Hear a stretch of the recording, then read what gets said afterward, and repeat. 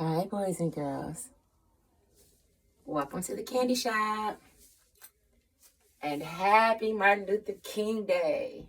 Yay. Hi, guys. Hi, Pooh, Monique, Prince, Olaf. Hi, Buddy, Scooby, Max, and Yodi. And hi, boys and girls again. And welcome to Story Time with the Candy Lady. But before we begin our very exciting adventure, I would like to do something special today in honor of Martin Luther King Day, okay? Ready, guys? We shall overcome. We shall overcome. We shall overcome someday.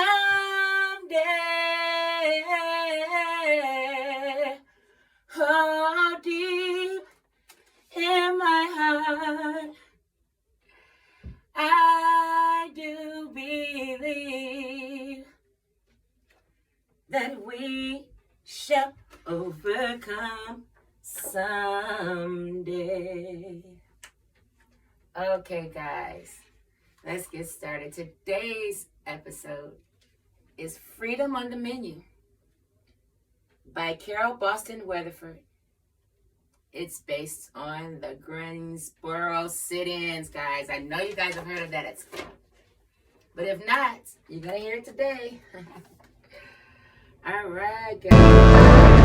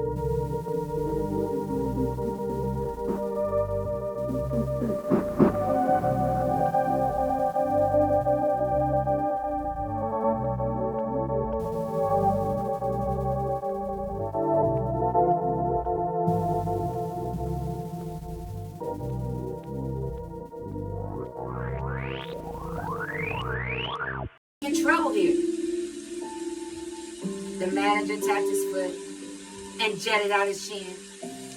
They can sit there forever for all I care, he said, storming out of the store. An old white lady came up to the boys. I'm so proud of you, she said, clear as a bell so everyone could hear. I wish someone had done this sooner. The waitress kept wiping and re-wiping the counter and refilling salt and pepper shakers, sugar pourers, and napkin holders. Suddenly, the manager came back with a tall policeman. Let's go, Connie, Mama said. The manager shooed us right out of the store and then put a close sign in the window. I couldn't wait to tell Brother.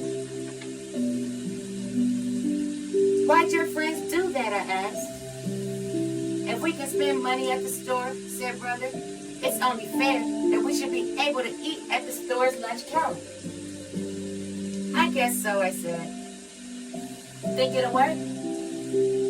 Sometimes it's important just to try, said Daddy, rubbing his chin. The next day, Daddy showed me the newspaper. The headline said, Negro student stands up by sitting down. They sat 4 hours, said Daddy, peering over the newspaper. I'd be too hungry to wait that long, I said. Connie, they didn't really want food, said Daddy. They wanted to be allowed to get it, as if they were white. All they wanted was to be treated fairly. That's all. By Friday, we heard on the news how hundreds more had joined the sit-ins. The protests are growing, I told Daddy. I'm joining the sit-ins, Brother said, bursting into the room. And I'm going to picket downtown, said Sister, tomorrow. I want to go too, I said. I'm plenty big enough to hold a sign, and I know I can sit. It's good that you want to help, said Daddy. But Connie, you're still too small and too young for some things. I never get to do anything important, I promise. You can help us make picket signs, said Sister. That's very important. The next morning, I handed Sister my little flag for her to carry. We'll tell you everything when we get home, Brother promised. We shall not be moved, led the front of the line. Turns out, I saw the protest on TV. Hundreds of people walked up and down the sidewalks in front of the stores, restaurants, and movie theaters. I saw my own sister carrying a picket sign. And there, the back of my brother's head, sitting at the lunch counter. My own brother. Can you imagine? I'm just so proud of him, said Daddy. Me too, I said. I just pray that there's no trouble, Mama Freddie. After a while, I watched the news on TV almost as much as Mama and Daddy. One night, I saw a report on the sit-ins. That doesn't look like downtown, I said. Connie, the sit-ins are spread all over the South, said Daddy. Just then, the phone rang. I answered it. Daddy, it's Sister. She got arrested at the lunch counter. She's in jail. Sister, who always got A's in school, who hardly ever got in trouble, who was what Mama called mule stubborn. Daddy raced to the police station, but Sister wouldn't let him bail her out. He told me that the students kept chanting, "Jail, not bail! Jail, not bail!" We can't just leave Sister in there with those bad guys, I pleaded. She made up her mind, Connie, said Mama, wiping her tears. She wants to stay with the other students. In a few days, Sister came home.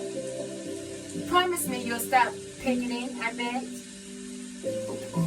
I can't do that, she said, hugging me tight. Now, instead of shopping downtown, we had to order from the Sears catalog. Mama and I leafed through the big, thick catalog together. And she even let me help pick out things. But we both knew it wasn't the same. How long was it before the seniors are over, Mama? I asked. Till folks get what they want, said Mama. That summer, Mama, Daddy, and I, we finally went downtown. When we passed Woolworth's, I heard someone shout, "They're serving them!"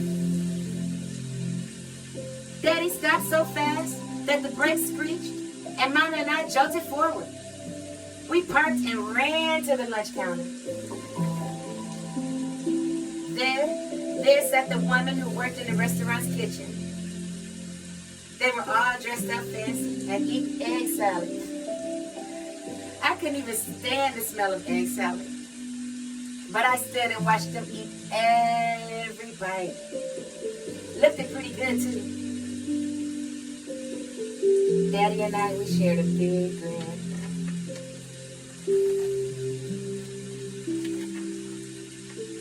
The next day, brother and sister and I, we made a special trip downtown. Brother wore a suit and tie. We girls, we wore hats and white gloves. At the lunch counter, I climbed up on a stool next to them.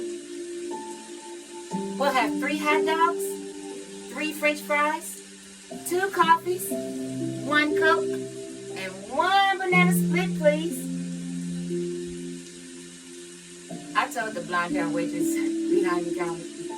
Then I chuckled. Wow. Sister and brother sipped their coffee, and I twisted on my stool while we waited for our meals. Our food soon arrived. And as I ate, the waitress, she popped an extra cherry on the top of a mountain full of whipped cream.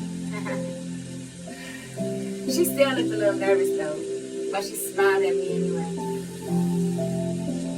It was the best banana split I had ever eaten. The end. You guys enjoy? It's Martin Luther King Day. And again, guys, freedom on the menu. A lot of people may not believe it. But believe me when I tell you, we're free. And it only gets better from here, guys. Get your power, get your knowledge, and read a book. Happy Martin Luther King Day. Thanks, Dr. Martin Luther King Jr. Good night, guys.